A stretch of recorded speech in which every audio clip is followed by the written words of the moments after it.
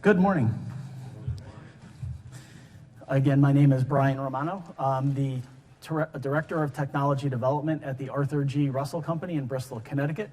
We're an OEM. We design and build assembly equipment of all scales, anything from 10, 20 per minute up to 15, 1800 per minute. So our interests lie in being able to produce equipment efficiently and effectively.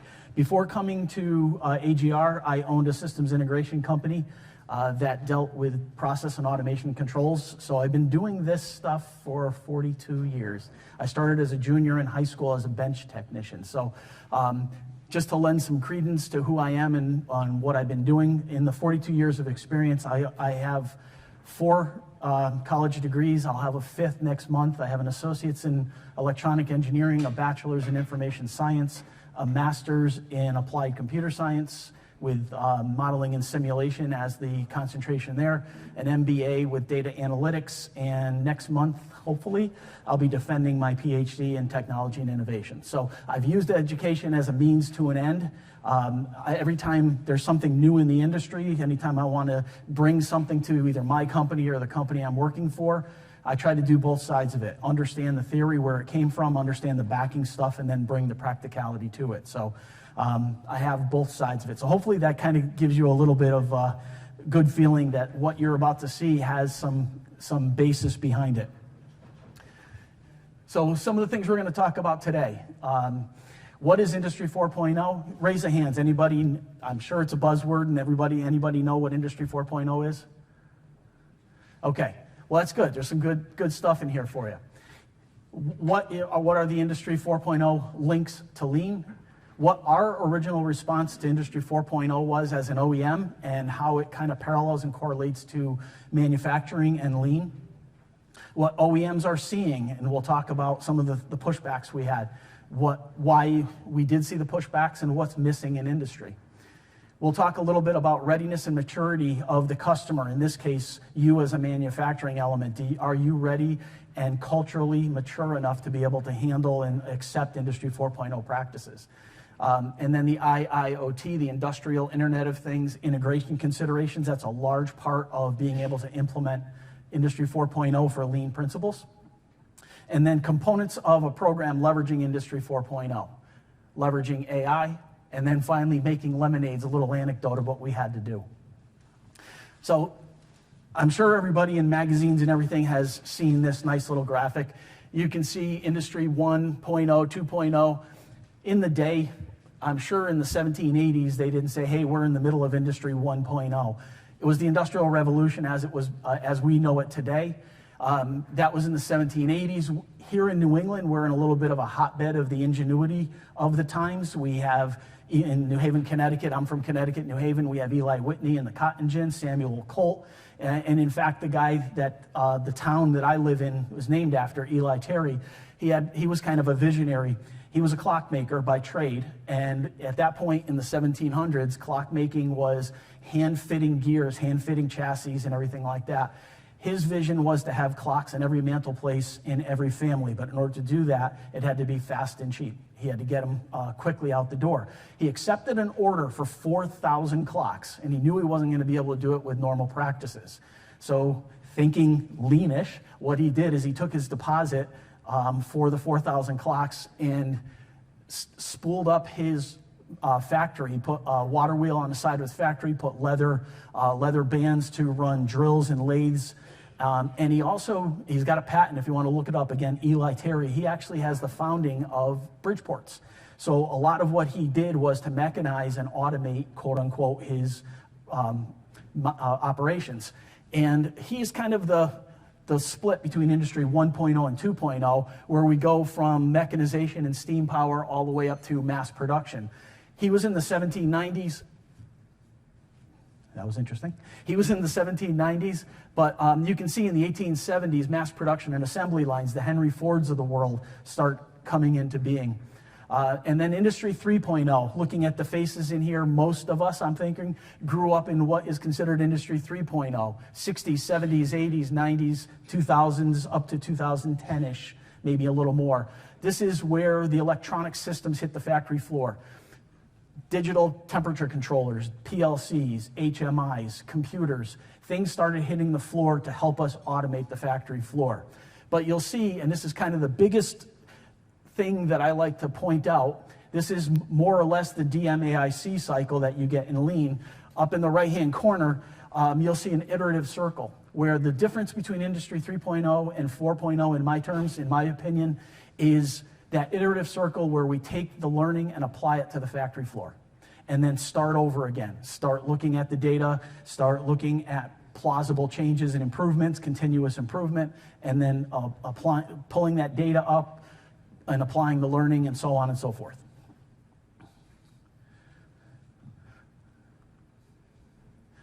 So what I'm going to do is, I wrote this presentation originally for an Industry 4.0 presentation. And what I'm going to do is take you on a path of what we did as a company to implement Industry 4.0, and then I kind of put in some interjections of how it would fit into a lean manufacturing environment. I'll talk to you a little bit about what we did, the pushback we experienced during doing this, the areas of Industry 4.0 that are most practical for us, and we'll talk about all of them so you have an understanding of it. The two areas that we didn't adopt may be important to you. And those two areas that we'll talk about, we'll touch on, might be important from a lean aspect. As an OEM, they didn't fit our need. Oh, by the way, real quick note, I break the rule in terms of PowerPoints. I know that everything that we learned in high school and college, they say you should have bullet points, no more than 3 or 4 lines, no more than 6 words.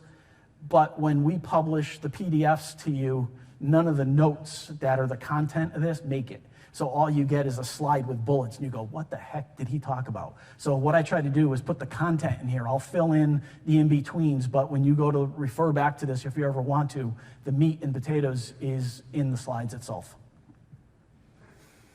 All right, so there are 9 accepted pillars of Industry 4.0. The Internet of Things. I'm sure everybody's got Nest or Google in their home. Being able to take data from what are usually innocuous devices, thermostats and stuff like that, being able to stream information up to the cloud. The industrial version of that is called the Industrial Internet of Things. Systems integration. That is not in the aspect of doing factory floor systems integration. What they're talking about here is taking information from the factory floor, running it up the pyramid of data, getting it to the ERP, getting it to our customers, and getting it to our vendors. So you're doing the whole supply chain. They're talking about software systems integration here, excuse me. Big data, being able to do something with that data that we're collecting. Augmented reality. This is kind of a nerdy thing, but it's cool. We're using this, and we'll talk a little bit about it. Cloud computing, being able to take the information, move it up to the cloud, and then be able to take advantage of the distributed computing and the power of other people's computers in the cloud. Cybersecurity, that awful word. If you're going to use cloud computing or anything like that, you're opening your doors to bad actors perhaps, so you have to have some level of cybersecurity. Why does that keep doing that? Autonomous robots and additive manufacturing. Autonomous robots is a fleet of robots that will typically either produce something for X amount of time or forever and can be changed quickly. Same thing with additive manufacturing. If I got a fleet of 3D printers that today I'm making part A, tomorrow I'm making part B, maybe tomorrow all of the 3D printers are making part A. So it's talking about the being able to do things on a global scale with additive manufacturing on autonomous robots. The last one is simulation, modeling and simulation. There's a term that goes along with this called the digital twin. We'll talk a little bit about it in one of the future slides, but a picture being able to do, taking a SolidWorks drawing of your machine, your fixture, whatever it is, and then taking the automation code, the PLC code that animates it, and then putting them into a computer environment. And then at the point where you want to make changes, in the past you had to kind of hypothesize the changes and go to the floor, make chips to make new parts, change the code. Well, while you're doing that, your machine's down. You're not making product. With the digital twin and modeling and simulation, if I have everything I need in a digital environment, I can hypothesize the change, make the change in the digital environment, prove it out, and then once it's proven, apply it to the floor. Minimizes my downtime, and I can make my improvements a lot quicker. So modeling and simulation is a large part of Industry 4.0. AGR's area of focus, you'll notice that 2 of the circles disappeared. We don't do the additive manufacturing or the autonomous robots. We build machines. We use robots, don't get me wrong. We use them all day, every day. But we don't use whole fleets of robots to do a specific task. 3D printers, we use printers to mock and prototype things, mock up and prototype. We don't use it as a production environment. So where do these 2 worlds come together? Usually lean is independent of an IT infrastructure or an OT. Anybody familiar with OT? Operational technology is what that means. So operational technology is the factory floor infrastructure, how your instruments are tied together on a network, how they talk up to a larger repository of data. So that's how your factory floor works. Usually lean is independent of the IT infrastructure. However, they can cooperate to achieve a better performance. And there are hybrid solutions where lean and Industry 4.0 can sit side by side, where you can take advantage of both aspects. Here's the big kicker. Industry 4.0 and lean share the same objective. And what is that? It's the objective of increased productivity and flexibility. Everything you do for those 9 circles we talked about is being able to make things faster, cheaper, better, higher profit, and everything like that. Aren't those the same criteria for trying to do continuous improvement on lean? Less handling, things like that. So that's where these 2 worlds kind of come together. Just in time requires accurate and timely data. Well, if you have the infrastructure of Industry 4.0, I now know what I'm making, how I'm making it, how many I'm making, how many I've scrapped. There's a lot of data that I can extract and push up now and make my just-in-time a little more accurate.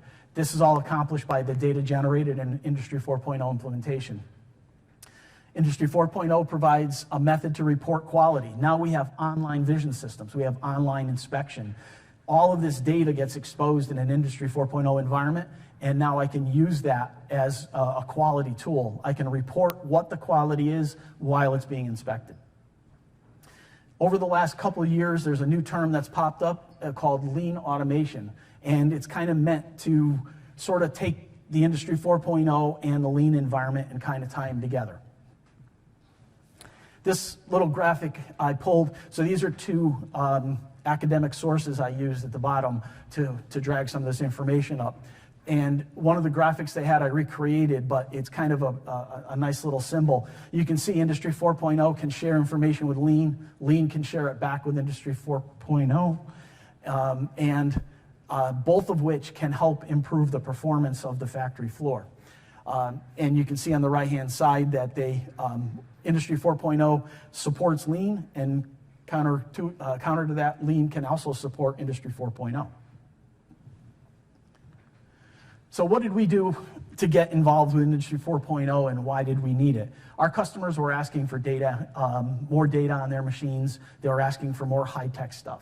That was my charge when I came to AGR. My company that I owned, we were a specialist in tying data acquisition systems to business systems and back and forth. I think you're hitting a button on there and shutting it off. No, I'm holding it. No.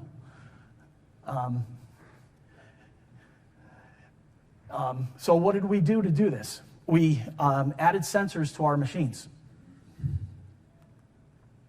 We did systems integration. In this case, it is systems integration. It is taking the sensors and pulling them to the PLC, taking the data from the PLC and moving it to the PLCs and concentrators, moving it up the pyramid of data.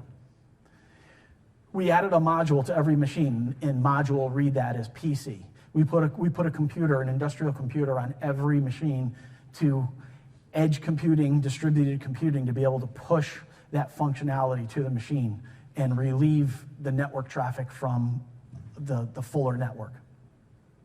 And that results in some cool graphics, some great reports. You can see we can do Pareto analysis with all the downtimes. I can do my OEE. I can look at my bottlenecks and dashboards. And this is all wonderful, but our customers couldn't handle it. They weren't ready. They had other issues. basically what we said is, here's a machine, Mr. Customer, here's your power cable, here's your Ethernet cable, plug it in, you'll have all the data you want. I can give you the path to get the data. And they go, yeah, cool, not yet. So what we found is customers are asking us to be more engaged with the support side of things and less engaged with the data side to begin with. So what we had to do was kind of step back and reevaluate what we were doing. Our customers are asking us to do this support in real time. Here's a kind of a graphic, a shot of augmented reality. You can see an off-site engineer looking at a process, and you can see that certain aspects of it are highlighted, computer highlighted, giving him some information of what's going on the factory floor. Why? Why do we think this happened? What's missing? Well, this is, as one of my things at AGR, one of the things I'm responsible for is control system engineering. That's my department I oversee. I have 19 people in my department, and this is a skills matrix that I made up where I ask all of my engineers and technicians to understand up to 45 discrete skill sets. Some of these are specific to AGR, where we're looking at maybe indexing, how things index or how things servo move, but a lot of them aren't. Vision, PLC, HMI, data acquisition, networking, all of those things are very general. So these are the skill sets that our customers are missing now because of reasons. This is a little inset to that, showing you some of the skills. Logix 5500, SIP motions, sequencer applications. You can see a couple of the specific applications, but you get the idea that we need specific skill sets to get this stuff to work. So what is missing from industry? Well, over the last several years, there's the Great Resignation, COVID, the Silver Tsunami, all these cool names that mean that people are disappearing, leaving a large hole in industry for people to fill. That's why our customers are coming back to us, asking us for help. To make matters even worse, this graphic is a year old now. I've got another one that I pulled up last night and I didn't put it in the slide. It's about the same number, but it says that about 6% job growth in this industry, which will generate another 146,000 new roles, in addition to the 300,000 or 400,000 that's already open, making about 500,000 jobs that need to be filled. So what do we need to do, taking a step back now? Customers aren't ready. Here's a nice new machine. What do we need to do to make something Industry 4.0? This is where we kind of hop back on the board with the lean thing and being able to implement Industry 4.0 in your manufacturing environment. These are some of the things that you might need to consider. One of the things that's probably top of the list is if you're mature and ready enough as a company. And that's all inclusive. That goes from the CEO down to the maintenance guy. Do you have the infrastructure? Do you have the network capability? Do you have the maintenance people to be able to handle it? If you don't, you need to fill that gap before you implement it, or the implementation has a high chance of failure. Again, are you ready as a culture, and do you have the technology? And that readiness, again, goes from the C-suite down to the maintenance guy. You don't have to go about this all alone. There are several assessment tools that are out there. Siri is one, and that's the Smart Industry Readiness Index. This looks at 15 aspects of your company, again, starting at the C-suite down to the factory floor, and assesses your level of readiness. Can you handle Industry 4.0? There's RAMI. RAMI does essentially the same thing, but it looks at it in a different aspect. It slices and dices it in a three-dimensional model. Then there's Acatec. Acatec is a German-based assessment tool that allows you to take, again, the same information and assess it. One of the things that I'm the technical committee chair for the ISA Smart Manufacturing Industry Readiness and Maturity Committee. It's a mouthful, I understand. But one of the things that we're doing is putting a comprehensive list together of all of these assessment tools and putting them in a grid so you can compare and contrast the different methods. And some of them are good for larger companies, some of them are good for smaller companies, and the matrix will help you select which one might fit your company better. This journey, as we're talking about, is unique to every company. And one of the things I'd like to warn you about, you open up any magazine, Automation World, Control Engineering, whatever it is, it's going to be splattered with electronic equipment, all the new gadgets. I'm one of the nerdy ones, don't get me wrong. I abide by the principle, he who dies with the most toys wins. So I have a lot of stuff. But technology seems usually to be the easiest and the first go-to. That might be putting the cart before the horse. If I buy this brand new scanner, $100,000 scanner, but I don't have the ability to take the data and move it anywhere, I just wasted the $100,000 in technology. So you have to make sure you don't put the cart before the horse and just jump to technology. Then, of course, there's that bad word, cybersecurity. First thing you need to do from a cybersecurity standpoint is you need to set up your network to be able to handle the network traffic for all this increased data flow coming from the factory floor. You can see the way that this is set up. There's a public and a private network. That public and private network lets the instruments and sensors and PLCs on the floor talk amongst themselves, but then the data goes up to a concentrator and then finally up to the cloud if it's allowed to go to the cloud. You have to understand and participate in the customer if you're dealing with a customer, or if you're pushing your data to a customer, or your cybersecurity. If you're going to put this Industry 4.0 system in your company, you have to be able to make sure that it abides by your IT's cybersecurity. And a lot of times those two forces fight each other. One of the reasons we can't do a lot of what we do is most of our customers are medical device manufacturers, so the data can't leave the premises. So we have to find a way to collect the data and still do what we want to do with data on-prem. So every time I do one of these presentations, there's 4 aspects that I like to talk about from the IIoT, the sensors, the data side of things. And that is expose the data. And this, you have to do a little paradigm shift in your head about this. Collect the data, put it somewhere, analyze the data, and finally apply the learning. That's part of that DMAIC, or the Plan, Do, Check, Act, or whatever you want to call it, but this is that iterative, continuous circle of going through and looking at it. So from the IoT steps, exposing the data, here's that paradigm shift. So everybody in here, I'm sure, has some level of knowledge of your KPIVs, your process indicating variables on your factory floor. There is probably a real high chance that you have some level of connectivity already for the KPIVs. You have a PLC, you have a PC, you have something that's collecting your sensor data or your process data. What about the machine health? This is the paradigm shift. How do I know if I'm going to try to be lean about things? I need to have high OEE. I have to have a minimum downtime. I need to know more about the machine health. I need to know more about the bottlenecks. I need to know more about what's going on the machine. So the paradigm shift in your head is less on the KPIVs perhaps, and a little more on the machine health, both in tandem, honestly. And you have to walk around and assess that. Now, here's a couple of ways to expose that technology. One is, this is a snapshot from Banner. I'm sorry, no, this is IO-Link, but yeah, this did come from Banner. IO-Link, everybody know what a photo eye is? Everybody seen a photo eye on your machines? Well, a photo eye, everybody knows, is either on or off, right? It's either there or not. It's either blocked or not blocked.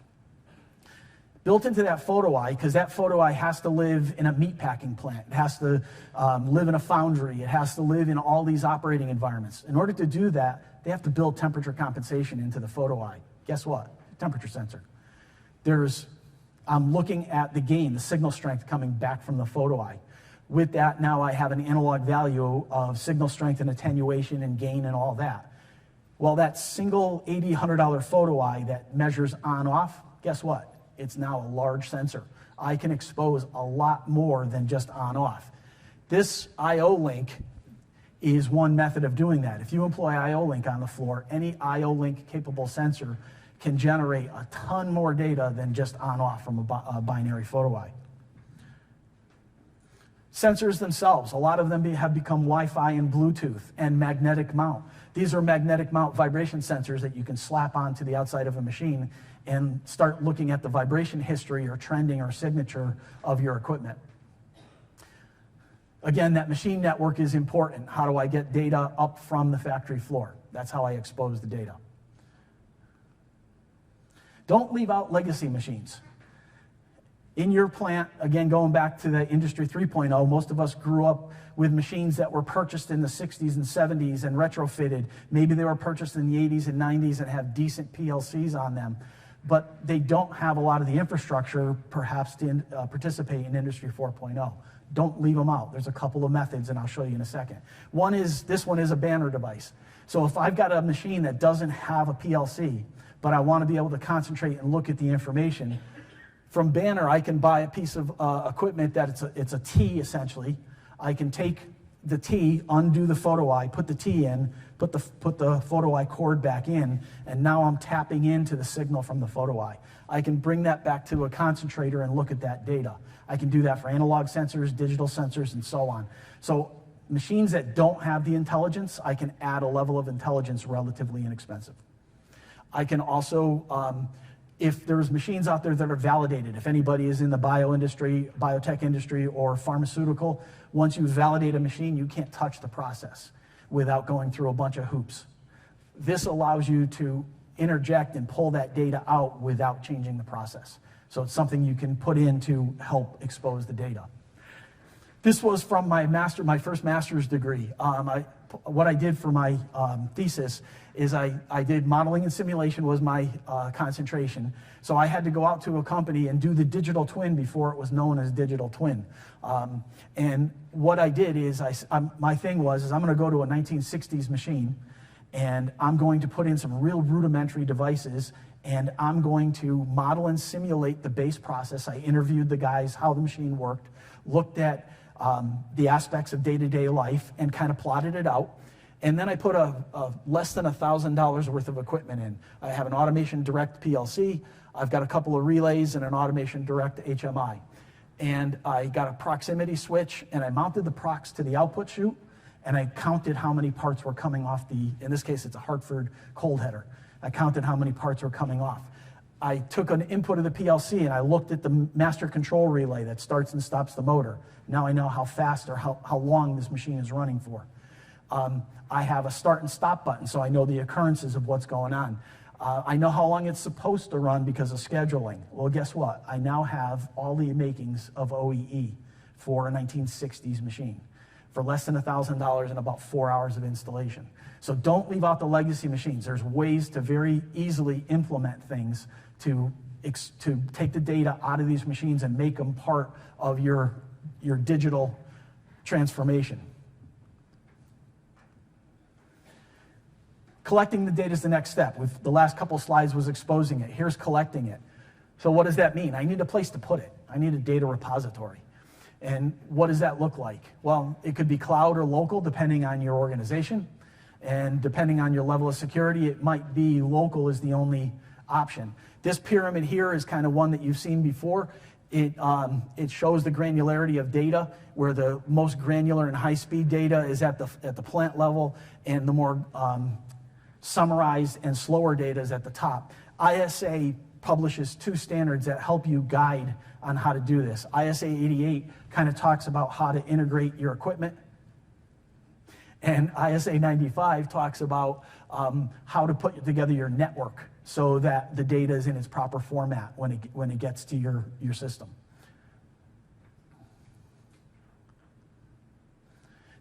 So far we've talked about exposing, collecting, now analyzing. And there's a ton of ways to do this. A lot of the SCADA packages, supervisory control and data acquisition, SCADA. A lot of SCADA packages have this built in to their software. Some of them don't, some of them are just screen graphics. There's offline. I can take data that I've collected in a database, and I can run Power BI from Microsoft. So there's a lot of power built into Microsoft stuff for Power BI. Excel. Anybody who's done a trend line or a trend chart showing even a pretty funky graphic, Excel has some rudimentary stuff. If you do the trend line in Excel, right-click on it, and then do a fit line for the trend, you can actually go to a sixth order polynomial regression from Excel. So in one package you all own, there are some level of data acquisition and data analytics you can do. There's a company that we partnered with, Sorba AI. There's the AI that everybody talks about and is afraid of artificial intelligence. This is a company that has taken process data, the ability to take process data and apply machine learning and artificial intelligence to it for the use of, and we'll talk about it, things like trend analytics and anomalies. Then you can go to online. If I want to do online analytics, so I'm seeing this stuff on the fly, Sorba has both. I can do both online and offline. Aviva, they have a whole suite. They went around and bought a bunch of people and put together a suite of product that starts at the factory floor and goes all the way up to the cloud. And they can handle your whole data transformation. ThingWorx PTC, based out of Boston, was invested heavily by Rockwell Automation. Rockwell, I think, put $4 billion into ThingWorx. And ThingWorx also has, very similar to Aviva, starts at the factory floor all the way up, including the augmented reality stuff. So now we're applying the learning. Here's that iterative cycle we talked about. How do I do that? This is probably, in my opinion, again, the most important part of the differentiator between Industry 3.4 and the interim step of Industry 3.5. And this is defined as the cyber-physical interface to the factory floor, and it closes the loop between the learning and the historical information that gives us that learning. It allows us to do forecasting and AI, again, going back to the analytics. So now I've given you kind of the background. I've given you the expose, collect, analyze, and apply. Those are the four. So now taking a step back as we did, how do you as a lean manufacturer go about taking the components we just talked about and leveraging them and putting them on your floor? So you need, in my opinion, in everything that I've looked at and seen and what we've done, there are four aspects: technology, software, where to store it, and a level of augmented reality. Those are, in my opinion, for being able to do things quick and seamless. These are the four that you need. So let's kindly quickly breeze through those. How am I doing on time? You just not quite 15 minutes, 18 minutes. Okay. So from a technology aspect, edge computing, we already talked a little bit about it. If you need to distribute your computing and relieve your network load, put small computers out at the edge near every large machine. This is what it might look from an infrastructure standpoint. All the stuff on the factory floor, I can put computers near where they are and then bring that data, stream that data to a data center or to the cloud. Cuts down on network traffic, allows for distributed computing, which means the computers can be less capable and therefore less costly. And there's a thing called federated technology where I only transmit the model, not the actual data. So that cuts down on the network traffic. Software and data storage.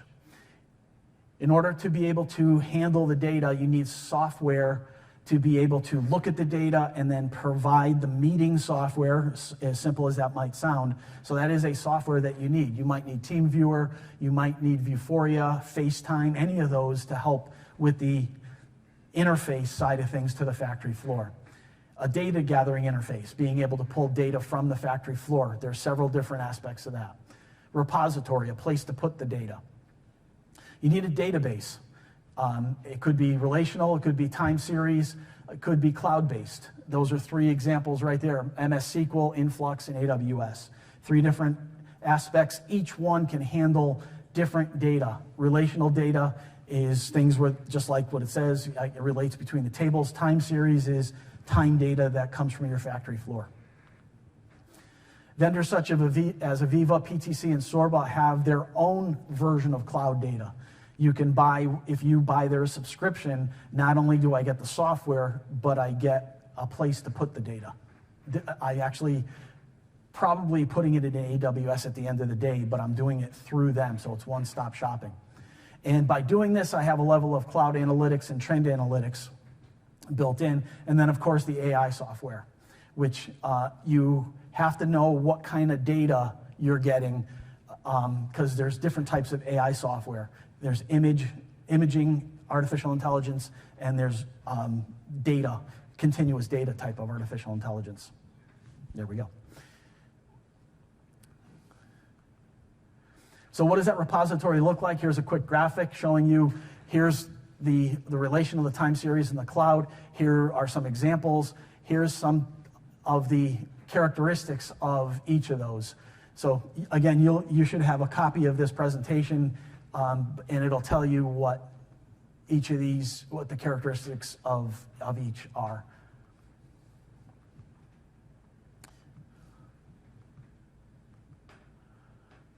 Storage, again, where do I put it? Do I put it on the cloud or do I keep it local? If I keep it local, there's a myriad of things that we won't touch on here, but backup, being able to support it, disaster recovery. There's so many things if you have on-prem data that you have to consider. Sometimes you have the ability to do a hybrid where you can do both on-prem and cloud. Then there's augmented reality. This is cool because it's a pair of glasses that you put on. It could be as simple as a cell phone, but basically I can see what you can see. The ones that we tout are Epson and Moverio. It's a pair of glasses that go on. It's got a webcam right in the center of the forehead on the glasses. So as the technician on the floor is looking around, I'm seeing what he's seeing. And I can draw on his screen. So if he's looking at the machine and I say, do you see that valve? And I can actually take from my end, I can take a pen on my meeting software and I can put a little circle around what I want him to look at. And as he's moving his head, it's staying right in the position where it's supposed to be. So if I circle a valve, he can concentrate in on that valve. So there's some very good things about augmented reality that allows, again, from a lean aspect, keeping downtime minimized. This is one of the key things that you can use. Several different manufacturers, Epson, Moverio, Vuzix, Glass Enterprise. For these, the key part is going to be their infrastructure, how they handle their internet interface, and if your IT department allows a Wi-Fi connection to outside sources. You'll need a meeting software such as TeamViewer Assist or Vuforia to be able to do something like this. This is a couple of pictures of what this might look like. You can see here, this is a cell phone based. So this one here, the guy has got his cell phone out. He's looking at, he's using his cell phone camera, projecting an image to me. I can put dots or arrows on his screen of things to look at. I can actually bring up videos and transpose the video to him. He can actually look at it. He can look at the manual, anything that I can provide to him in his projection screen, he can see. You can see on the bottom right, that's the Epson Moverio glasses. The one big thing about that is hands are free. The technician is hands free. He's actually providing the work. And if you notice in the bottom right corner, you can see kind of a projected image that's kind of making believe he's seeing the guy in the meeting software. So he's actually talking and looking at the guy in the meeting software while still being able to see his work. So augmented reality, it's again, one of those nerdy things, but it's pretty cool. AI. There's certain things you can do with AI that will help you minimize your downtime. You can do predictive and prescriptive maintenance.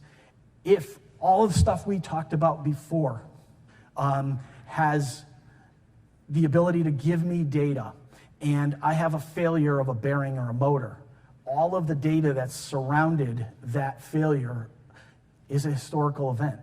I can look at that historical event and kind of put it into a database, and then later on, as I'm running my machine, if I see that same level of history coming to fruition again, I can now bring that, I can send an alert, I can bring the machine down gracefully, make the change, make the repair, and bring the machine back up. I don't have a catastrophic failure, and I can predict when this is going to happen. So AI is a big friend to Industry 4.0. It can do bottleneck analysis, anomaly detection, remaining useful life, and much more. Here's a screenshot of Sorba, and you can see both the HMI, the screen graphic part of it, as well as the analytics part of it. And finally, I'll breeze through this part. What we had to do was making lemonade from lemons. We were being asked for support from our customers. We have already used all and the discussed facets of Industry 4.0. What we did was to answer our customers' need from both support and monitoring, being able to monitor our machines remotely and provide everything we talked about from our floor in Bristol to anywhere in the world. So I can monitor a customer's machine in California or Brazil, whatever, and then provide him with input of what's going wrong with his machine. This is kind of just a snapshot if anybody's interested. This is what we ended up doing. We put 4 layers together, silver, gold, and platinum. Each one has more and more capability, all the way up to the platinum that has the AI aspect of data monitoring. I know that's a lot of data, and I know that's a lot of information. I talk fast. I'm Italian. I apologize. But if there's any questions or anything that you want to talk about, please do. Okay, so I'll start. We have a question from outside. It says, I find many companies are used to paper-based systems because they work, or that's how we've always done it. How do you choose when to crawl, walk, and run, or crawl to run when attempting to adapt to the digital age? One of the issues that I see with that kind of forces your hand is your customers or your infrastructure or your enterprise. If you find yourself, the whole reason Industry 4.0 became a thing is, and it becomes adapted by many now, is all these other companies have this higher output now, perhaps. They have ability to look at things remotely. If I have a paper-based system, I've got to go through reams and reams of stuff to be at that. I am not going to be able to compete with my neighbor if he's got one of these kinds of systems and I'm doing paper. So part of it is, if I need to adapt to be more competitive, that's the first thing. And then after that, it would be more of, if I want to be more profitable, I need to be able to find what my bottlenecks are and how to make my plant floor more efficient. Questions?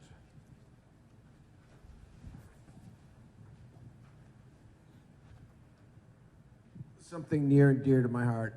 Can you go into a little bit of the bottleneck analysis that you mentioned up there? Sure. So we as a company, what we do is we build machinery, and part of that is integrated production lines. So you've got upstream and downstream photo eyes. You know I've got material coming in. I know I've got material flowing out. If I've got a feeder that's feeding raw material in to be assembled, if my machine stops because my feeder stopped, because I've got a jam or something like that, one of my bottlenecks in this case is my feeder. The other thing is, if I've got 3 machines, one machine's running at 150, one's running at 125, the other one's running at 150, my bottleneck is the 125. So either I've got to make them all 125 or try to find a way to get this one up to 150, or try to find some alternative ways to keep the flow uniform through the whole thing. So bottleneck in my regard is being able to keep material flowing without stoppage, and being able to keep whatever my predicted production rate is across the whole machine. I don't know if that answers your...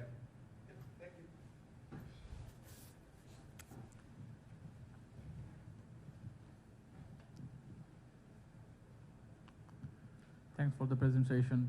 I guess my question would be for companies that are in brownfield in their lean transformation journey. How do you recommend applying, Industry 4.0 in their transformation? Interesting. So being brownfield, I'm gathering they have a lot of equipment and analysis devices on the floor already, right? So part of that talks to taking that information, taking that data, and putting it together in a network so that the data can be, I guess, take it in stages. Let's say that. If I've got the plant floor or the brownfield, in this case, I've got my data, I've got my sensors, I've got everything I have.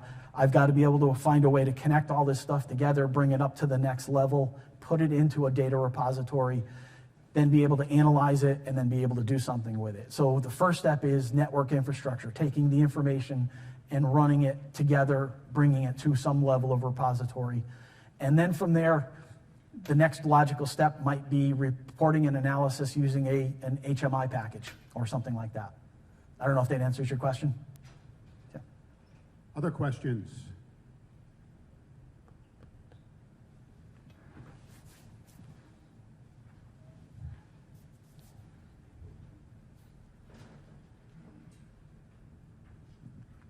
So lots of information here, very good presentation. Thank you.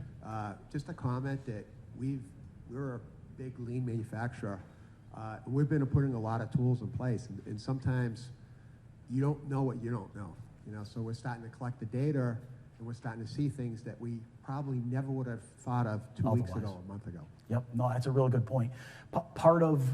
One of the things I had mentioned was the readiness and maturity. So part of what you just talked about is the readiness aspect. How much do I really know about my processes? Are they documented? Yeah, good point. Hi.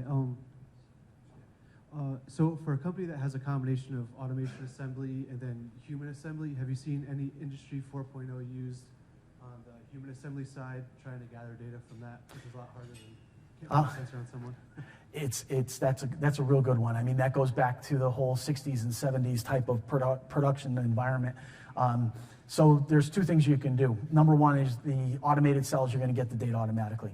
The human cells, you can either apply a layer of sensors so that it becomes, I pass it underneath something to know that I produced it. Now I know the interval of my production. I have a count of my production. I know the mean time between whatever.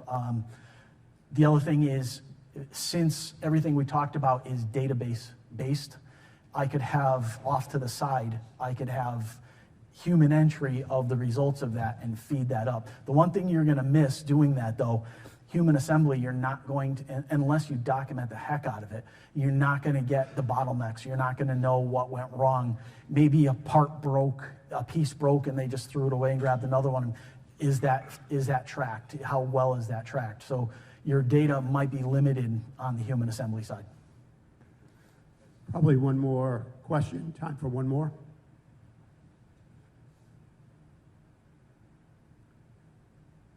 All right. Brian, thank you very much. You're welcome.